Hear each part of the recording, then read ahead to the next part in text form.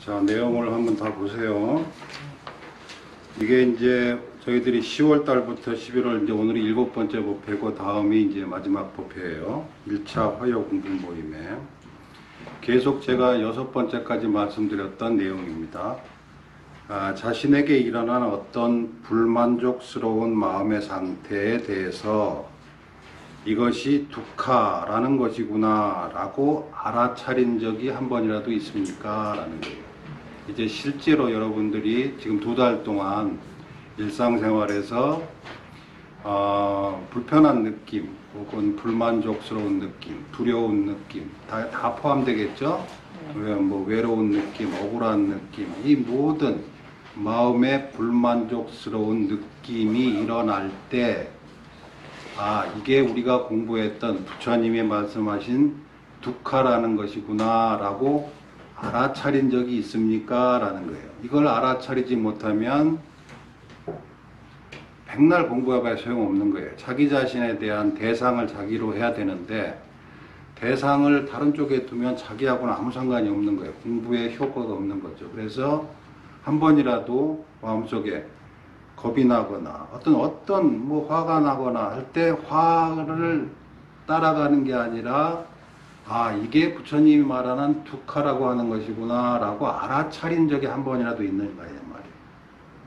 알아차리지 못하면 뒤에 진행이 안 돼요. 없애거나 뭐 어떻게 하거나 8정도를 오늘부터 이제 2차례 마지막으로 공부를 해야 되는데 8정도가 아무 의미가 없는 거예요. 알아차리지 못하고 대상을 정하지 못하면. 그래서 다시 말해서 마음의 불만족스러운 마음의 상태가 일어났을 때 이게 부처님 말씀하신 두카라는 거구나 라고 알아차렸는가. 이게 관건이에요. 관건. 시작점이에요. 그래서 이걸 못하고 엉뚱한 생각만 계속하고 있으면 부처님의 가르침 나한테 효용이 없어요. 효용이. 그래서 거기 예 있습니다, 아니요 없습니다 라고 해놨어요. 만약에 그런 적이 있었다면 예라고 하는 케이스는 불만족스러운 마음의 상태를 두카라고 이름 붙임으로써 그 마음의 상태가 점차적으로 소멸되는 것을 내가 직접 경험한 적이 있습니까? 라고 하면 이게 우리가 2번째, 3번째 법회했던 멸성제까지 내려가는 거잖아요. 그렇죠? 이 본인이 경험을 해봐야 된다. 이게 두카구나. 이 두카라고 딱 잡았으면 그 뒤에 뭐가 일어나요? 원인이 분명히 있을 것이다 라고 원인을 찾게 되고 그 원인이 어떠한 것인 줄을 알게 되면 스스로 그 원인을 만들었던 욕구를 포기하게 되고 포기하게 되면 괴로움이라는 게 그렇게 하면 없어지는 거구나 라고 경험을 하게 돼야 이때부터 8정도를 공부할 수 있는 준비가 되는 거예요. 몇 가지 안 되면 8정도가 아무 의미가 없는 거죠. 8정도라고 하면서 바른 길이 아니라 자기 두려움이나 자기 욕심에 의해서 그 길을 또 가는 것 뿐이란 말이에요. 업을 또 짓는 것에 지나지 않는다. 그러니까 첫 번째는 뭐예요? 두카라고 하는 것을 잡아서 한 번이라도 경험을 해봐야 된다. 그래야 8정도가 유효하다 이 말이에요. 그래서 그렇게 한 사람이 경험한 적이 있습니까? 라고 해서 예 라고 했다 그러면 뒷장을 넘어보면 맨 줄이 길게 이어져 가지고 이제 괴로운 생각들을 영원히 일어나지 않게 하는 원인들이 있고 그 원인들을 만들기 위한 삶이 있으니 그 삶을 당신이 이제부터 선택하시겠습니까? 라고 여러분 앞에 선택지가 주어지게 되는 거예요. 이거를 하지 않으면 여러분은 선택할 권리가 없어요. 8정도라고 하는 곳에 다가설 자격이 없다 이 말이에요. 왜? 여러분이 가지고 있는 게 너무나 많기 때문에 여러분이 손을 놓지 않았기 때문에 여러분 손에 쥐어질 것이 아무것도 없다 이 말이에요. 자, 그러면 다시 앞으로 돌아가서 불만족스러운 마음의 상태에 대해서 이것이 두카구나 라고 알아차린 적이 아니요 없습니다 라고 하는 케이스를 봅시다. 그런 적이 없었다면 불만족스러운 마음의 상태를 두카라는 이름으로 묶지 못하고 그 내용을 내가 잘못 쫓아갔구나 라는 것을 알아차린 적은 있습니까? 내가 그것을 묵지 못했구나 라는 것을 알아차린 적은 있습니까? 라고 묻는 거예요. 화가 나고 막 떠들고 울그락불그락 하다가 한참 지나서 아, 내가 그때 두카라고 묶어야 되는데 못 묶고 또 그 분한 마음을 쫓아갔구나 라고 뒤늦게라도 알아차린 적이 있습니까? 라고 묻는 거예요. 그렇게 뒤늦게라도 아, 내가 이렇게 했었어야 되는데 못했구나 라고 하는 사람은 아, 이제 패자부활전으로 이제 살았어요. 살고 그것조차도 못하면 맨 뒤에 보시면 맨 뒤에 끝에 보시면 다음 생에 금생에 안 돼요. 그 사람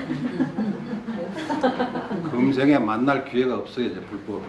이런 준비가 안 된 사람은 부처님이 1000명이 여기 여러분 앞에 앉아 있어도 몰라요. 못 알아듣고 안 배우고 인정 안 해요. 그래서 만약에 그런 적이 없더라도 아, 그렇게 했었어야 되는데 라고 하는 것은 불법에 대한 신뢰예요. 부처님 법에 대한 신뢰가 있기 때문에 아, 그렇게 했었어야 하는데 라는 생각이 일어나는 거예요. 부처님 법에 대한 신뢰가 없는 사람에게 부처님 법의 인연이 없는 거예요. 그 사람 다음 생에 그 사람이 사람으로 태어날지 어떻게 알아? 기회가 없는 거예요. 여러분 그거 아세요? 지옥이 왜 무간지옥이라고 말했냐면 무간이라는 게 휴식 시간이 없는 거예요. 계속 괴로운 거예요. 뭐 군대는 뭐 며칠 있으면 휴가라도 가고 힘들면 잠시 휴식 시간이라도 10분 있지, 지옥은 휴식 시간이 없는 거예요. 그런 고통 속에서 살아갈 것을 두려워하라라고 해서 무간지옥이라는 이름을 자꾸 만들어 놓고 그림도 그려놓고 겁을 주는 이유가 그거예요. 여기 집착했다가 쉬는 시간도 없는 평생도록 괴로움 속에 빠집니다 라고 해서 분발하시오라고 하는 것으로 했는데 다음 생에 기약 없어요. 다음 생에 어떻게 무슨 인간으로 태어날지 어떻게 알고 그때까지 불법이 남아있을지 누가 알고 아무도 몰라요. 금생에 해결 못하면 못하는 거예요. 여러분. 그래서 한 번이라도 아, 그렇게 했었어야 되는데 라는 생각이 일어났다면 그나마 희망이 있는 거예요.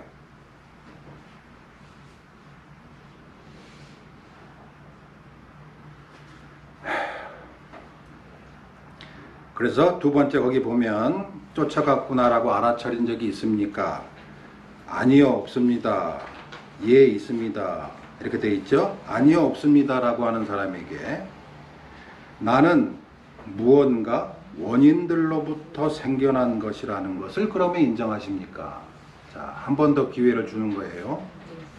여러분의 몸이 무언가의 조건에 의해서 만들어진 것임을 인정하십니까? 그 말이에요. 무언가에 의해서 만들어진 것이지 원래 완성된 형태로 처음서부터 있었던 게 아니라는 것은 인정합니까? 라고 하는 거예요. 왜 이것을 처음에 하느냐면 이렇게 해야 다시 기회가 만들어지는 거예요. 어떤 기회? 모든 것들은 조건에 의해서 일어나는구나 라고 하는 연기법에 대한 실마리를 한 번 더 기회로 주는 거예요. 모든 것은 조건에 의해서 일어나는구나. 두 손바닥이 마주치는 조건에 의해서 소리라는 것이 일어나는구나. 소리가 원래부터 있었던 게 아니라 이렇게 부딪히면 일어나는구나. 뭐뭐 하면 일어나는구나 라고 하는 그 과정은, 그러한 이치는 인정하십니까? 그러면 이 소리가 손바닥을 부딪혀서 일어나듯이 여러분이라고 하는, 여러분이 자신이라고 믿고 있는 이 몸뚱아리, 이 생각, 이런 것도 똑같은 과정으로 조건에 의해서 일어난 것임을 인정하십니까? 연기법, 다시 말해서 법을 믿으십니까? 라는 거예요. 이런 것에 대한 이치를 인정하십니까? 부처님 법이 말씀하신 연기법이라는 것을 인정하십니까? 인정하십니까? 라고 묻는다는 말은 인정 안 하는 사람도 있다는 것이고, 이것은 인정하기 전에 모든 사람이 딱 보면 알 수 있는 것이 아니라는 말이에요. 그렇죠? 내 눈에 띄는 대로 모든 사람이 다 연기법을 받아들일 수 있느냐? 아니라 이 말이에요. 법은 지혜로운 사람이 경험하는 것이지 눈에 띄는 대로 아는 것이 아니다 그 말이에요. 강제적으로 알 수도 없고 억지로 할 수도 없는 거다 이 말이에요. 그러니까 인정하느냐라는 말은 뭐예요? 자기가 파고들어서 알려고 했을 때 알려지는 것이다 이 말이에요. 저절로 알려지지 않는다 이 말이에요. 나라고 하는 것은 조건에 의해서 일어난 것이다 라는 것을 인정하십니까? 이것도 인정하지 않으면 연기법을 이해하지 못하는 것이고 인정하지 못하는 것이기 때문에 부처님의 법이 해탈의 길이 여러분에게 의미가 없다 이 말이에요. 자, 그래서 뒤로 넘어가겠습니다. 모르겠습니다 라고 하는 사람은 다음 생애라고 그랬어요. 자, 그것은 인정합니다. 인정은 내가 확신이 들지 않지만 부처님 법에 대한 믿음으로 조금 더 내가 노력해 보겠습니다. 그게 그러한 줄을 내가 알도록 노력하겠습니다 라는 게 인정이라는 거예요. 그렇게 인정을 하면 그럼 그 원인들이 사라지면 나라고 하는 것도 사라진다라는 것도 인정하십니까? 앞에 것은 발생에 올리고 뒤에 것은 소멸에 올리죠. 이렇게 해서 만들어진 거라면 그 조건이 사라지면 그 소리도 사라진다는 것을 인정하십니까? 태어난 만들어진 것을 인정한다면 소멸되는 것도 인정하십니까? 라는 거예요. 여러분이 조건에 의해서 만들어졌다면 조건이 바뀌면 나도 사라지는구나 라고 인정하십니까? 즉 내가 나라고 믿고 있는 이것은 조건에 의해서 일어나진 조건에 의해서 일어나진 상태다라고 하는 것을 받아들이십니까? 라고 묻는 거예요. 그러면 죽음도 원래 있었던 것이 없어지는 게 아니라 일어났던 것이 소멸하는 거죠. 조건이 바뀜으로써. 얼굴이 바뀌고 늙고 이렇게 얼굴이 바뀌고 나이가 들면서 모습이 바뀌고 하는 이유는 뭐예요? 조건이 바뀌면 조건에 의해서 일어난 모양도 바뀌는 거란 말이에요. 그죠? 손을 세게 치면 소리가 크고 작게 치면 소리가 작듯이 우리를 이루고 있는 조건들이 20년 전하고 다르기 때문에 얼굴 모양이 바뀐다 이 말이에요. 심리 상태도 바뀌고. 그래서 일어나는 것은 조건에 의해서 일어나는 것을 안다면 조건이 바뀌면 모양도 바뀌고 그 내용도 바뀐다는 것을 인정하고 나중에 처음에 나를 만들었던 조건들이 다 흩어지면 나도 흩어질 수 있습니다 라고 하는 것을 인정하십니까? 라는 거예요. 나의 죽음이 있는 게 아니라 거기에는 나의 죽음이 있는 게 아니라 뭐예요? 조건의 흩어짐이 있는 거지. 조건이 흩어지는 것이지 내가 없어지는 게 아니단 말이에요. 그 원인들이 없어지면 나도 없어지는 것을 인정하십니까? 여기까지 인정해서 예 인정합니다. 인정합니다라고 했어요.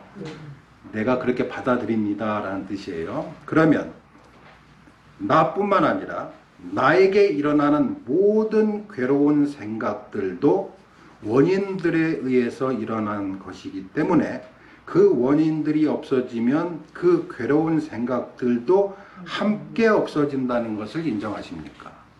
내가 사라지듯이 내 머릿속에서 일어나는 생각도 똑같은 패턴으로 일어나고 사라진다는 것을 인정하십니까? 내 머릿속에서 일어나는 괴로운 생각이라는 게 뭐예요? 두려움, 공포, 억울함, 여러 가지 상황이 있잖아요. 고통. 이런 상황은 머리가 살아있는 상황에서 살아있는 나에게서 일어난 마음의 상태다 이 말이에요. 그것도 내가 만들어지는 구조와 똑같이 무언가에 의해서 그 생각이 일어났으니 무언가가 바뀌면 그 생각도 바뀌든지 없어지든지 한다라는. 배고플 때 느꼈던 느낌과 밥을 잔뜩 먹고 나서 느낀 느낌이 달라지는 이유는 뭐예요? 그 생각이 일어나기 전에 배고팠던 상태가 만들어낸 생각과 배가 부른 상태가 만들어낸 생각이 다르잖아요. 생각은 조건에 의해서 일어나는 것이다 라는 뜻이잖아요. 그러면 그 괴로움도 사라질 수 있다라는 확신이 있잖아요. 어떤 것에 대한 확신? 죽음에 대한 공포. 우리가 최종적인 두려움은 죽음에 대한 공포예요. 죽어보고 나서 죽음을 두려워하지 않아요. 살고 싶어하는 욕망이 만들어낸 것이 죽음에 대한 공포예요. 살고 싶어서. 살고 싶어하는 마음이 강할수록 죽음에 대한 공포는 더 커요. 그렇죠? 그럼 죽음의 공포는 무언가에 의해서 만들어진 것이고 무언가에 의해서 만들어졌기 때문에 무언가가 바뀌면 죽음에 대한 공포의 내용도 바뀌고 소멸될 수도 있다 이 말이죠. 그래서 사람은 태어나서 죽음이라는 것을 살아있는 상태에서 죽음을 두려워하지 죽은 사람이 죽음 두려워하진 않아요. 죽음을 경험해봤기 때문에 두려워하지도 않아요. 왜? 죽은 사람은 다 죽었단 말이에요. 이제 다 살아있는 상태에서 죽음에 대한 공포를 느낀다 이 말이에요. 그리고 죽음에 대한 공포는 어떤 나쁜 일을 일으키느냐 하면 죽음에 대한 공포 때문에 나쁜 수를 둔다 이 말이에요. 지가 살고 있기 때문에 살고자 해서 나쁜 선택을 하게 된다 이 말이에요. 바르지 않은 선택을 한다 이 말이에요. 지 살자고. 그런데 만약에 죽음에 대한 공포가 이렇게 해서 사라지는 것이구나라고 아는 사람은 죽음에 대한 공포 때문에 행하는 나쁜 선택을 하지 않게 된다 이 말이에요. 의미 없는 선택을 하지 않게 된다 이 말이에요. 그게 지금부터 공부해야 될 8정도의 내용이다 그 말이에요. 그러니까 8정도는 그래 그런 생각도 생각을 만들어낸 조건들에 의해서 생각이 일어났으니까 생각을 만드는 조건들의 모양이 바뀌거나 조합이 바뀌면 일어나는 생각도 바뀌겠죠. 조합이 바뀌면 구성 요소가 어떤 구성 요소냐에 따라서 그 회의에서 만들어내는 결론이 틀리듯이 그렇죠? 괴로운 생각이라는 것도 똑같은 패턴이라는 줄을 안다면 인정한다면 그 다음이 뭐냐면 이제 괴로운 생각들을 영원히 일어나지 않게 하는 원인들이 있고 그 원인들을 만들기 위한 삶이 그대에게 있다면 그 삶을 당신은 지금부터 선택하겠습니까? 라는 게 8정도를 실천하시겠습니까? 라는 뜻이에요. 아셨죠? 이게 8정도를 공부하기 전에 이전까지 고성제, 집성제, 멸성제까지 한 이유가 여기에 있는 거예요. 이거를 하지 않은 상태에서 8정도는 백해 무익이에요. 아무 의미 없는 거예요. 나는 8정도를 했다. 나는 올바른 선택을 했다. 올바른 선택 안 돼요. 살고자, 죽음에 대한 공포가 아직도 있고 살고자 하는 욕망을 극복하지 못한 사람이 어떻게 8정도를 할 수 있느냐. 못해요. 분란만 일으키는 거예요. 서로에게. 자, 이렇게 했을 때 다시 처음으로 돌아가서 솔직하게 내 생에 다음 생애라고 생각했던 다음 생애라고 자기 답이 나온 사람 있어요?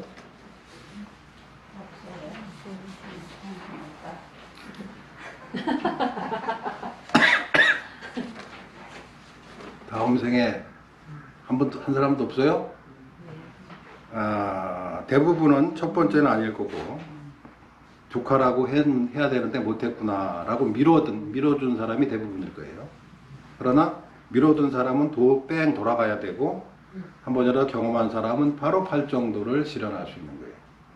그러니까 지금부터 마음속에서 괴로운 상황이 일어날 때 괴로운 상황을 쫓아가서 한참을 가다가 아차 하고 돌아올 수는 있어요. 아이고 내가 이렇게 하면 안 되는데 이걸 툭하라고 이름 붙여가지고 이것을 해명하려고 하지 말고 딱 묶어버리고 그 원인을 찾아서 빨리 거기서부터 벗어나야 되는데 라고 해야 돼요. 아무리 좋은 꿈도 꿈 없는 것보다 안 좋아요. 이 세상에 가장 좋은 것은 꿈이 없는 거예요.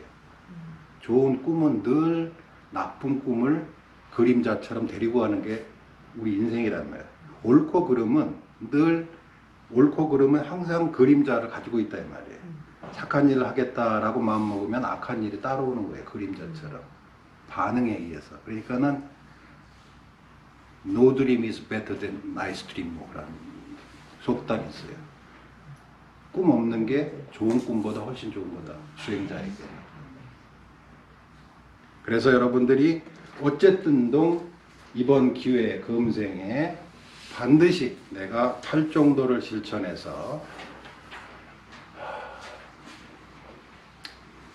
부처님의 덕을 한번 보겠다라고 해야 돼요. 시간 지나고 이거 해결하고 나서 다음에 뭐 좀 기다렸다가 이거 시간 없어요 우리한테. 절에 오래 다녔다고 무슨 마일리지가 쌓이는 것도 아니고 뭐 어드밴티지가 주어지는 것도 아니고 아무것도 아니에요. 오래 다녔다고 뭐 하는 것도 아니고 절에 절 많이 했다고 스님한테 빵 많이 사다 줬다고 되는 것도 아니고 내가 해탈해야 되는 거예요. 내가. 그렇죠? 그래서 오늘은 팔정도를 하기 전에 8개의 바른 길.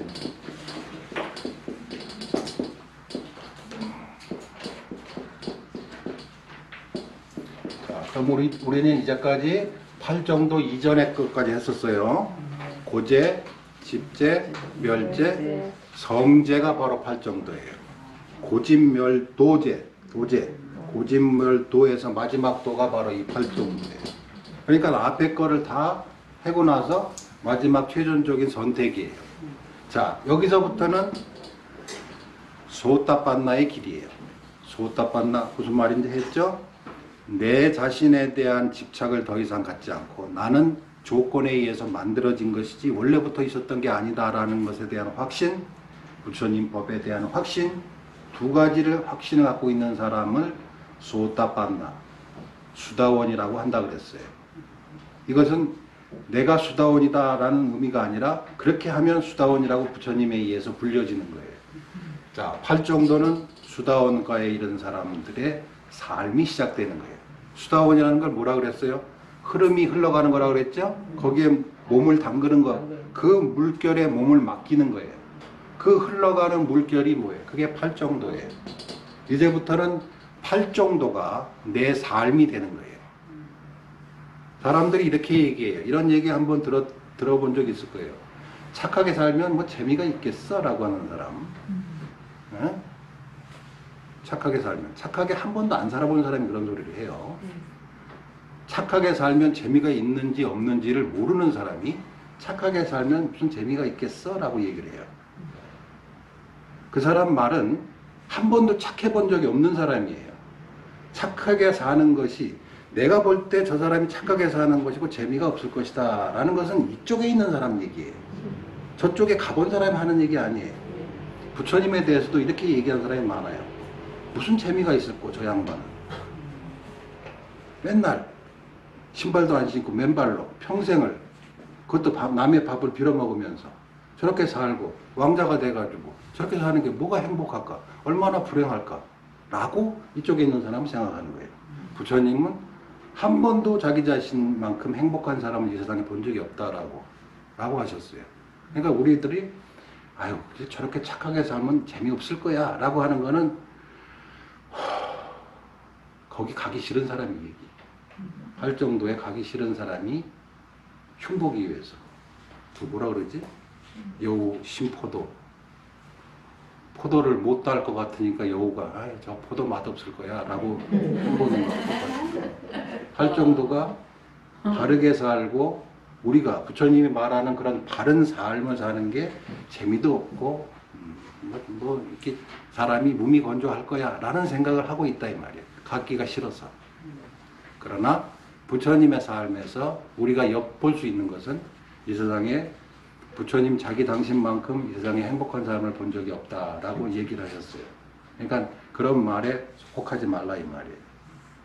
저쪽 세상이 어쩌다라고 하는 것은 이쪽에 있는 사람 하는 얘기예요. 아직도 이쪽에 대한 애착이 있기 때문에 사람이 다 또 하나 보세요. 사람이 다 거기서 거기지라는 사람이 있어요. 그렇게 말하는 사람. 부처님을 인정 안 하는 사람이에요. 나하고 다른 사람이 있다는 걸 인정 안 하는 거예요. 다 인간이 거기서 거기지 뭐 라고 얘기하면서 자기가 있는 곳에 대한 집착을 합리화시키는 거예요. 부처님이 중생의 전형적인 그 특성이 뭐냐면 남이 자기와 다른 사람이 있다는 것을 인정하지 않는 거예요. 그게 중생의 특징이에요. 사람은 다 똑같지라는 게 중생의 특징이라는 거예요. 그러니까 사람들은 어떠냐면 부처님이 여기 와서 부처님이 우리한테 와서 아이고 그래 보살님 처사님 요새 어떻게 지내세요 하면 우리는 당장에 저 사람도 우리하고 똑같은 사람이구나 라고 생각해 버린다. 다 나하고 비슷하다고 생각해요. 그리고 막 이제 쓸데없는 얘기도 해주고 막 그래요. 스님도 어떻게 뭐 스님도 잡숴요 뭐 그러면서요. 그래서 별거 없다. 사람은 거기서 거기다라는 사람 말 믿지 마세요. 거기서 거기다라는 사람은 자기보다 나는 이렇게 살지만 나보다 뛰어난 사람이 분명히 여기 어디 있을 것이다 라는 걸 인정하지 못하면 그렇게 되는 길에 대한 것도 인정 안 하는 사람이에요. 벗어나는 길을 인정 안 하는 사람이에요. 못 벗어나고 안 벗어나겠다라는 뜻이에요.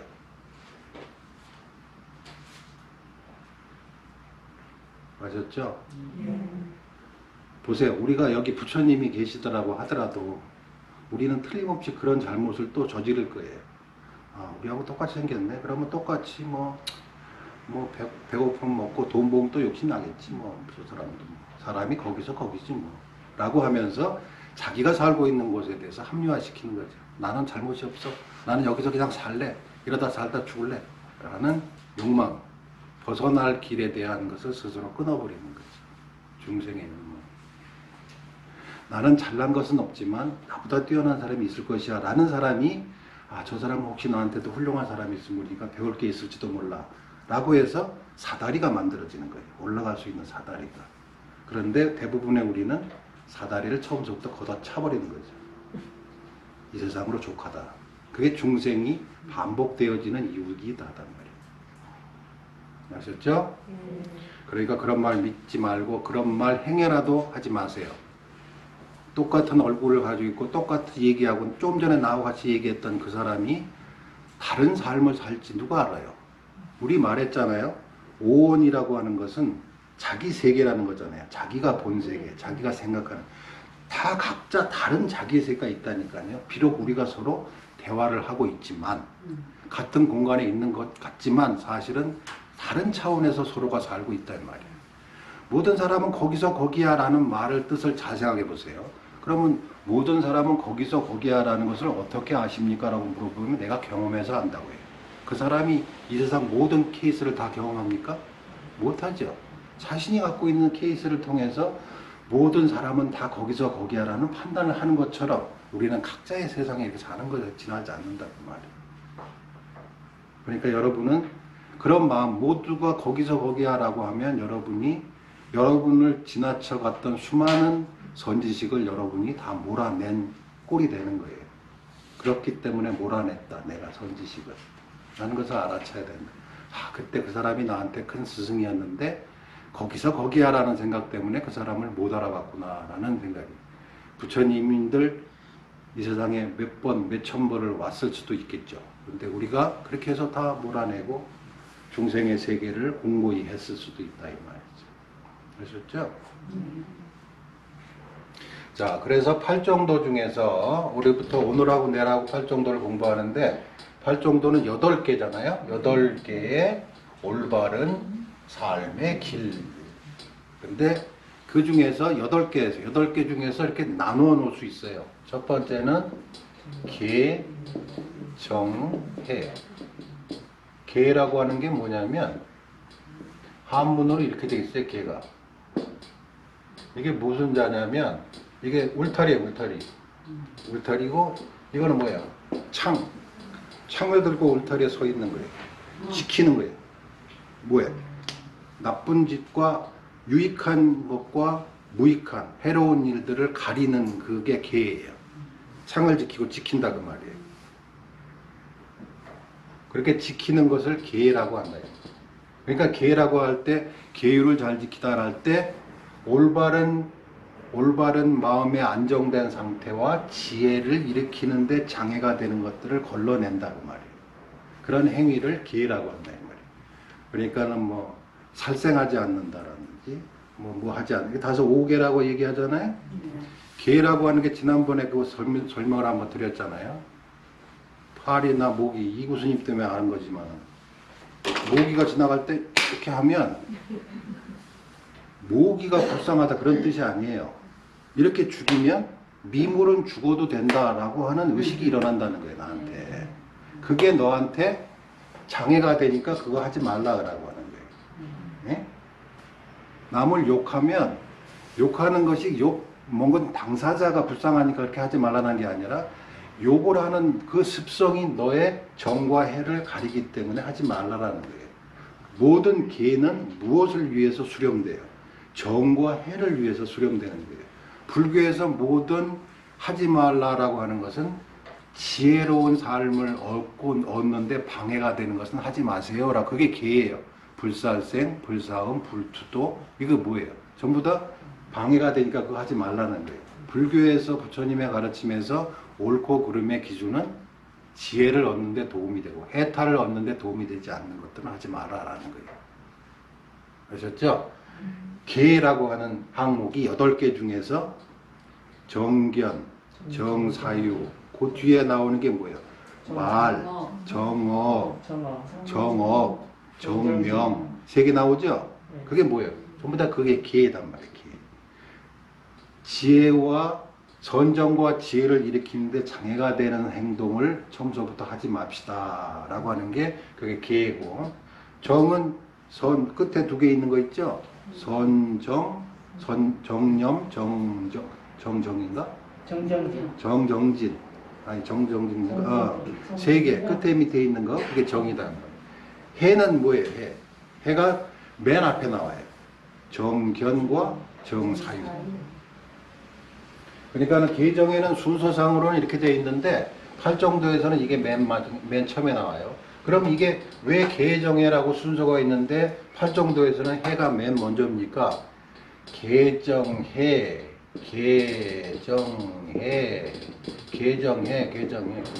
돌아가는 거예요. 해가 있어야 분별하는 능력이 있어야 이게 바른 것인지 아닌지를 가리지. 그렇죠? 계정해. 그래서 이것을 어떻게 비유하냐면 3줄로 만들어진 노끈을 꼬아야 밧줄이 되는 것처럼 계정해가 꼬여서 밧줄이 되는 게 이게 팔정도란 말이에요. 근데 팔정도가 어디가 앞이냐 이거는 의미가 없는 거죠. 팔정도가 완성돼야 되는 거지. 계 중에서 하나만 되고 뒤가 안 되면 하나도 안 된 거예요. 뒤로 안 이어지는 거는. 그러니까 이게 순서에는 신경 쓰지 말고, 자, 팔정도에서는 해가 맨 처음에 나오는데 해에 관한 것이, 그것이 첫 번째가 정견이에요. 첫 번째가. 이 견자가 무슨 견자냐면 견해라는 뜻이잖아요. 우리말로 하면 가치관, 그 말이에요. 가치관. 올바른 가치관을 가지고 있는 게 첫 번째다. 세상을 보는 눈이 첫 번째예요. 세상을 보는 바른 눈, 바른 견해, 올바른 가치관. 이게 정견이고 이것이 팔정도의 첫 번째예요. 그러면 뭐가 정견입니까? 라고 묻겠죠? 앞에 위에 3개가 정견이에요. 두카를 이해하고, 두카의 발생을 이해하고, 두카의 소멸을 이해하고, 두카의 소멸로 이끄는 길에 대한 이해를 가지면 그게 정견이에요. 앞에 3개가 고, 집, 멸, 이거에 대한 이해가 있는 것을 정견이라고 그러는 거예요. 나라고 하는 것이 여기 있고, 나는 만들어진 것이고, 조건에 의해서 만들어진 것이고, 조건에 의해서 소멸되는 것이고, 소멸되는 길이 어떠한 길이 있다라는 것을 이해하는 거. 모든 것을 그와 같은 방식으로 이해하는 것을 정견이라고 해요. 괴로움이 있으면 이 괴로운 상황이 여기 있구나. 이 괴로운 상황은 무언가의 조건에 의해서 일어난 것이구나. 이 괴로운 상황은 무언가의 조건이 바뀌면 소멸되는 것이구나. 이 괴로운 상황을 소멸시키는 원인들을 실천하면 그것이 소멸되는구나 라는 것에 대한 이해, 이게 바로 정견이에요. 아셨어요? 정견은 세상을 보는 바른 눈, 세상에 있는 그대를 이해하는 올바른 가치관, 이런 거예요. 다 만들어진 것, 조건에 의해서 만들어진 것이고, 그것은 조건이 바뀌면 사라지는 것이구나. 무엇이든, 두려움이든 기쁨이든, 나든 너든 세상이든 뭐든 이와 발생, 소멸로 이끄는 길, 이러한 패턴에서 벗어나지 않는구나 하는 것을 이해한 자를 바른 견해라고 얘기하는 거예요. 아셨죠? 이게 바른 견해예요. 이것이 있을 때 팔정도의 나머지 밑에 7개가 따라오는 거예요. 정견이 이루어지지 않으면, 다시 말해서 고집멸이 이해되지 않으면 팔정도 시작하지 못한다 그랬죠? 정견이 바로 위에 3개이기 때문에 3개가 안 되면 팔정도로 진행이 안 돼요. 다시 바꾸어야 돼요. 뭐로 바꾸어요? 나는 만들어진 것이고 조건에 의해서. 그 다음에 부처님법은 확신하다. 부처님법에 대한 확신, 나 자신이 조건에 의해서 만들어진 것에 대한 확신. 이 두 개, 소타빤나라 그랬잖아요. 소타빤나의 길에서 넘어가서 버리면 안 된단 말이에요. 소타빤나의 상황이 돼야 팔정도가 시작된다.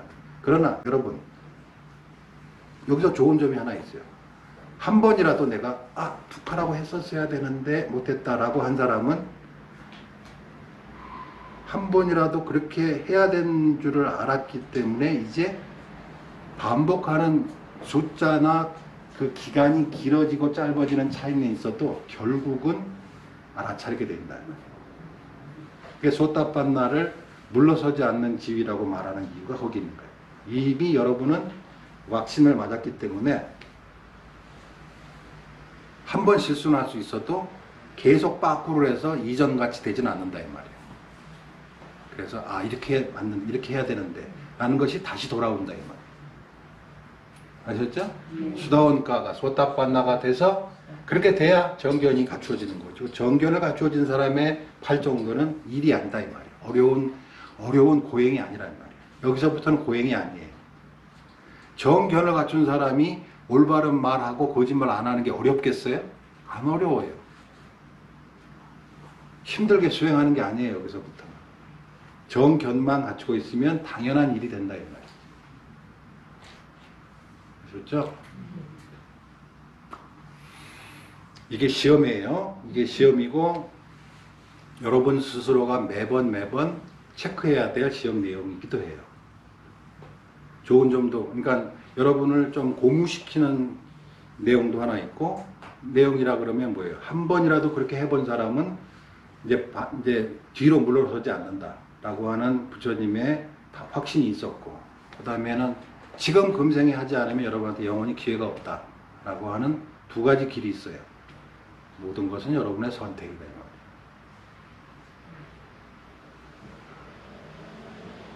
예전에 중국에서 왕비를 모으기 위해서 왕비 후보생들을 다 시골에 다니면서 처자들을 막 데리고 서울로 이제 수도로 이제 올라왔는데, 시골에 살던 처녀들이 전부 다 고향을 떠나기 싫어가지고 울고 불고 왕궁으로 간다 그러니까 울고 불고 나는 안 갈래 여기가 좋아라고 했단 말이에요. 그래서 왕궁으로 와서는 하는 말이, 그때 내가 왜 그랬는가 몰라. 그 시골이 뭐가 좋다고 내가 그렇게 거기서 벗어나면 죽는 줄 알고 그랬다라고 했듯이 팔정도의 길도 마찬가지예요. 여러분, 여기서는 울고 불고 여기가 좋아 거기 가기 싫어라고 하지만 여기 들어간 사람들은 다르다 이 말이에요. 그러니까 지금 여러분이 가지고 있는 이 세상에 대한 집착은 여기서 그냥 살았기 때문에 그런 거예요. 여기서 살았기 때문에. 자, 오늘 여기까지 하고 내일 다음 주의 마지막으로 해서 팔정도의 8개 나머지 부분, 정견을 중심으로 해서 정사유, 그 다음에 쭉 이루어져서 정정까지 이루어지는 8개의 분과에 대해서, 그러니까 앞에 정견을 이루기까지가 내용이 많은 거지 그 뒤로는 자연스럽게 따라가는 길이기 때문에 특별하게 여러분들이 공부하거나 어려운 부분은 없습니다. 여기까지 가기가 어려운 거죠. 아셨죠? 그리고 다음이 마지막 8번째고, 마지막 8번째 하고 나서는 나중에 이제 매주 화요일 날 하는 법회는 정명 스님이 8주, 그 다음에 이구 스님이 또 8주, 이렇게 해서 계속 할 거예요. 그러니까 어떤 여러분이 가르치는 방식이나 전하는 내용 방식이 다를지 몰라도 여러분이 이렇게 금방 말씀드렸잖아요. 사람 거기서 거기 하라는 마음이 있으면 부처님이 있어도 못 배우는 거지만, 저 사람한테 뭔가 배울 게 있을 거야, 나하고 틀린 사람이 있을 거야 라고 한다 그러면 어느 하나를 통해서라도 배운다 이 말이에요. 그렇죠? 그렇게 하시도록. 그래서 금생의 여러분의 삶이 최종적으로, 그리고 마지막으로 팔정도라고 하는 게 팔정도를 다 하고 나면 끝에 뭐가 있느냐, 이게 아니에요. 팔정도에 들어가는 것 자체가 아라한이에요. 팔정도를 다 끝나고 팔정도 다 했다, 이제 아라한이겠지, 그런 거 아니에요. 여기까지가 다 아라한이에요. 팔정도 들어가는 게. 이게 부처님께서 범행이라 그래요. 범행. 브라마짜리아가 곧 열반이다. 브라마짜리가 뭐예요? 팔정도를 실천하는 삶이에요. 그 사람의 삶은 누가 뭐라고 해도 아라한의 삶이다 이 말이에요. 다른 사람이 안 알아줘도 괜찮고 본인 자신이 알아하니라고도 말 안 해요. 이 정도 안 해도 부처님에 의해서 그러한 자는 범행을 부처님 밑에서 수행하고 이 세상에서 범행을 닦고 있는 사람, 그게 바로 아라한이다.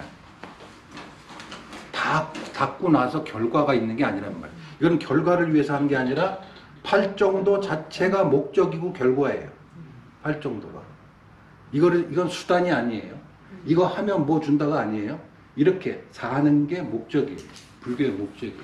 팔정도가. 아셨죠? 네.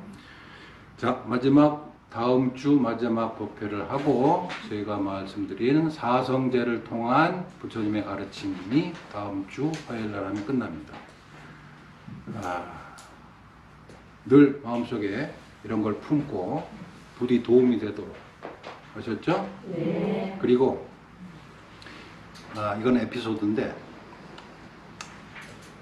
예전에 제가 2006년, 7년 그때 스리랑카에서 빨리어를 공부한다고 이제 갔었어요. 그래서 어떤 스리랑카 절에 가서 이제 거기 빨리어 교수를 하시는 스님 집을 찾아가서 그 사람이 이제 교수를 하기 때문에 내가 살던 콜롬보에는 일주일에 금요일날 왔다가 일요일날 저녁에 가시기 때문에 나한테 주어진 날짜가 일주일에 2번밖에 없었어요. 금요일, 토요일날하고 일요일날. 그래서 그 두 번의 기회를 얻기 위해서 제가 이제 그 스님이 오시면 공부를 해요. 금요일날 쫓아가서 이제 가서 공부를 하고, 그다음에 녹음을 했다가 또 일주일 내내 들었다가, 그다음에 다음 날 또 듣고 녹음하고 또 일주일 내내 듣고. 그 얘기는 전에 한번 말씀드렸지만 처음에 갔을 때는 제가 영어를 하나도 못 알아들었어요. 그랬는데 영어를 못하는 사람한테 빨리어를 못 가르친다. 그러니까 영어부터 해라 라고 하더라고요. 난 급하다. 내가 알아서 할 테니까 얘기만 하세요. 그래 녹음해가지고 그걸 집에서 들으면 처음에는 이게 영어인지 빨리어인지도 모르겠더라고. 그런데 그런 생각을 했어요. 내가 감옥에 있다고 생각하고 내가 요것만 듣자. 그래가지고 그거를 계속 한 6개월을 들으니까 조금씩 이제 구별이 가는 거예요. 그래서 영어를 못해가지고 그때는 여기 중학생들 공부하는 맨투맨 사다가 막 봤어요. 하루 종일. 그래가지고 6개월 정도 하니까 이제 알아듣겠더라고. 그렇게 해서 1년 6개월을 했어요. 그 스님 쫓아다니면서. 근데 그 스님 할 때 내가 그때는 잘 몰라가지고 한 달 정도 공부가 끝나면 이렇게 용돈을, 한국 사람이니까 돈이 그쪽보다 좀 많으니까 용돈을 조금씩 드렸어요. 이제 강의료라고 한다고. 근데 1년 6개월 딱 끝나고 나서 때 그 난다완자 스님이 저한테 이렇게 봉투를 주시면서 내가 크게 잘못 생각한 적이 있다. 법을 가르치고 빨리어를 가르치면서 돈을 받는 거는 이것은 승가가 할 일이 아니다. 내가 깜빡 교수 생활에 익숙해서 내가 잘못했다. 참여한다. 내가 길티다. 그러면서 봉투를 돌려주신 적이 있었어요. 그래서 법은 돈 받고 하는 게 아니에요. 법문은. 그래서 그때부터 그 생각이 들었었어요. 그 교수님이 내가 잘못했다. 내가 법을 가르치면서 돈을 받는 게 그것도 중이 중한테 있을 수 없는 일이다 라고 했던 적이 있어요. 그래서 법은 항상 무보시에요. 무료로 하는 게 법이에요. 근데 밥은 돈 내야 돼요. 법은 공짜지만 밥은 누군가의 보시로 해서 만들어진 밥이니까 법회에 참석하더라도 법값은 없어도 밥값은 내고 가야 돼요. 맞죠? 밥은 누군가의 보시에 의해서 먹어야 되니까 내가 그거는 갚아줘야 된다라고. 그래서 항상 여러분들은 법은 무료가 맞지만 밥은 유료다 이렇게 생각을 하시고, 그래서 앞으로 미룡사야 자체 내에서 하는 모든 법회는 법은 무료, 밥은 유료 이렇게 하기로 했어요.